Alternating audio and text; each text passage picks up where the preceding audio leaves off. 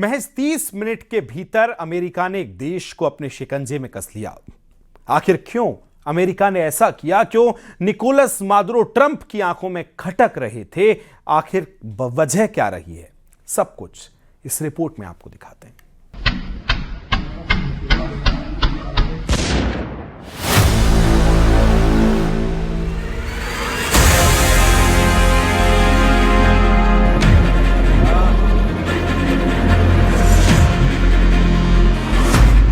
क्यों मादुरो को दुश्मन मानता है ट्रंप प्रशासन? क्या है वेनेजुएला पर हमले की क्रोनोलॉजी?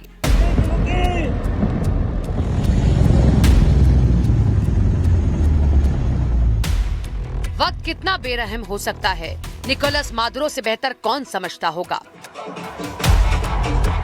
21 नवंबर 2025 का ये वीडियो देखिए, जिसमें Nicolas Maduro no war yes peace के रिमिक्स पर थिरक रहे हैं।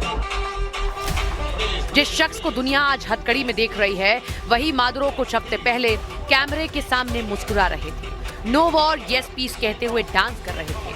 लेकिन इतिहास बताता है, सत्ता का नशा अक्सर सच की आहट नहीं सुन पाता, और जब सुनाई देती है तब तक बहुत देर हो चुकी होती है।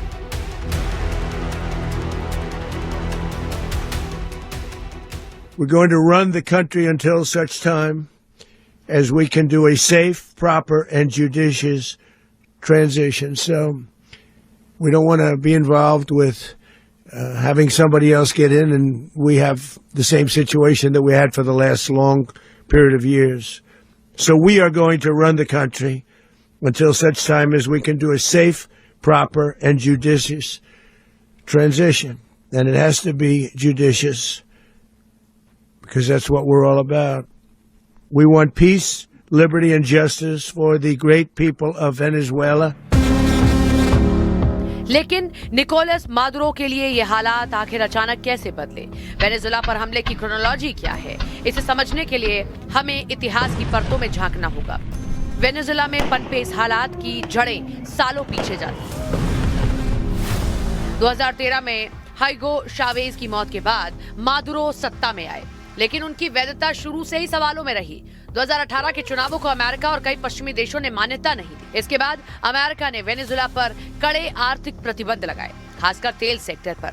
वॉशिंगटन का आरोप रहा कि मादुरो सत्ता बचाने के लोकतांत्रिक संस्थाओं को कमजोर कर रहे हैं। 2020 में अमेरिका ने मादुरो पर नार्को टेररिज्म और ड्रग्स तस्करी के आरोप लगाए और इनाम घोषित किया।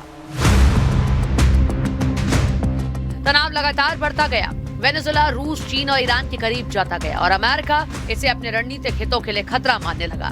यहीं से टकराव खुली टकराहट की तरफ बढ़ गया। फिर वो हुआ जिसकी आशंका शायद किसी को नहीं थी। आधी रात में अमेरिका की डेल्टा फोर्स ने एक बेहद ही सधा हुआ ऑपरेशन शुरू किया। ये ऑपरेशन पूरी तरह गोपनीय था। कराकास के कुछ हिस्सों में अचानक बिजली गुल हो गई, संचार व्यवस्था ठप पड़ने लगी। अमेरिकी डेल्टा फोर्स ने मादुरो के संभावित सुरक्षित ठिकानों को घेर लिया। ड्रोन और सैटेलाइट निगरानी पहले से ही एक्टिव थी। कुछ ही घंटों में सैन्य ठिकानों पर सीमित लेकिन सटीक हमले किए गए। मादुरो को उनके एक सेफ हाउस के पास हिरासत में लिया गया।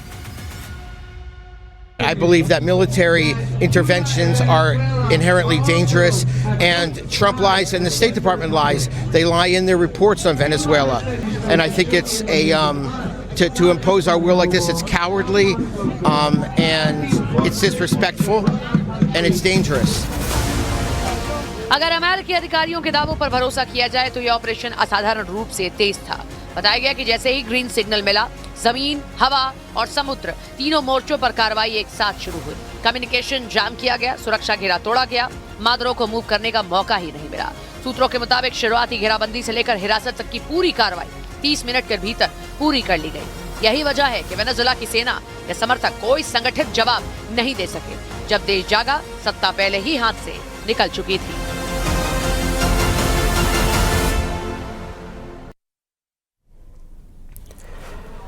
अमेरिका में राष्ट्रपति बदलते रहे, लेकिन उसकी विदेश नीति हमेशा एक रही। अमेरिका ने जिसे भी अपनी खतरा माना, उसकी कब्र खोद दी।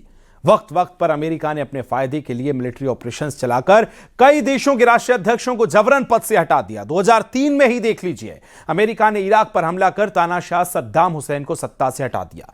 बाद में उन्होंने पकड़कर फांसी सजा दी गई।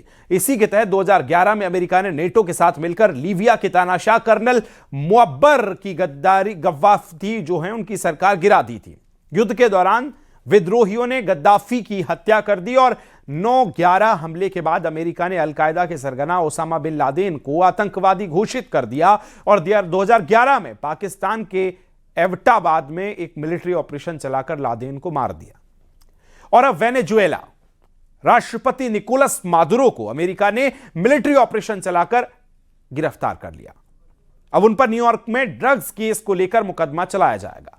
इसीलिए सवाल कि अब क्या अगला नंबर ईरान के सर्वोच्च नेता खामेनेई का है, क्योंकि ईरान के परमाणु कार्यक्रम से ट्रंप बेहद नाराज है। इजराइल के साथ मिलकर अमेरिका ईरान के परमाणु ठिकानों पर हमला भी कर चुका है। हालांकि इन हमलों के बाद आपको एक बात बता दें कि ट्रंप वही ट्रंप हैं जो अभी कुछ दिनों पहले ही नोबेल पीस प्राइज की मांग कर रहे थे।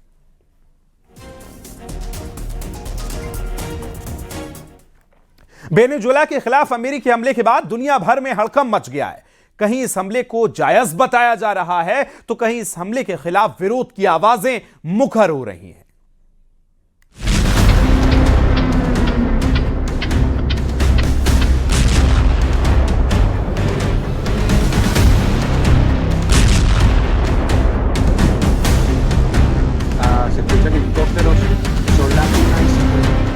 वेनेजुएला के खिलाफ अमेरिका की सैन्य कार्रवाई ने दुनिया भर में नई बहस छेड़ दी है, क्योंकि ये कोई साधारण सैन्य कार्रवाई नहीं है। ये एक ऐसा ऑपरेशन है जिसने दुनिया की कूटनीति, अंतर्राष्ट्रीय कानून और संप्रभुता की परिभाषा को झकझोर कर रख दिया है। अमेरिकी हमले के बाद वेनेजुएला अचानक एक राष्ट्र से ज्यादा एक रणभूमि में बदल गया। कराकास की सड़कों पर अंधेरा, बिजली गुल और सत्ता का केंद्र हिल चुका है। जिस राष्ट्रपति को सालों से अमेरिका अपनी मोस्ट वांटेड लिस्ट में रखे था, वो अब अमेरिकी हिरासत में है। इस एक घटना ने समर्थकों में जश्न, विरोधियों में गुस्सा और दुनिया में डर पैदा कर दिया है। सवाल यही है कि क्या ये न्याय था या ताकत का खुला प्रदर्शन? Queremos dar gracias a Dios por su milagro. Gracias Dios por tu maravilla, gracias por tu milagro, gracias por ser bueno con nosotros. अमेरिकी कार्रवाई के बाद कराकास में हालात तेजी से बिगड़े। ला यागुआर इलाके में एक शॉपिंग सेंटर में लूटपाट की घटनाएं सामने आई। टूटी दुकानों, बिखरे सामान और डरे हुए नागरिकों ने साफ कर दिया कि सत्ता के हटते ही जमीन पर क्या होता है। सुरक्षा बल नजर आए, लेकिन नियंत्रण कमजोर दिखा। लोगों में डर था कि अब आदेश कौन देगा और सुरक्षा कौन करेगा। मादुरो की गिरफ्तारी ने सिर्फ सरकार नहीं गिराई, बल्कि रोजमर्रा की व्यवस्था को भी झकझोर दिया। वेनेजुएला उस मोड़ पर खड़ा है जहां अराजकता और बदलाव आमने सामने है।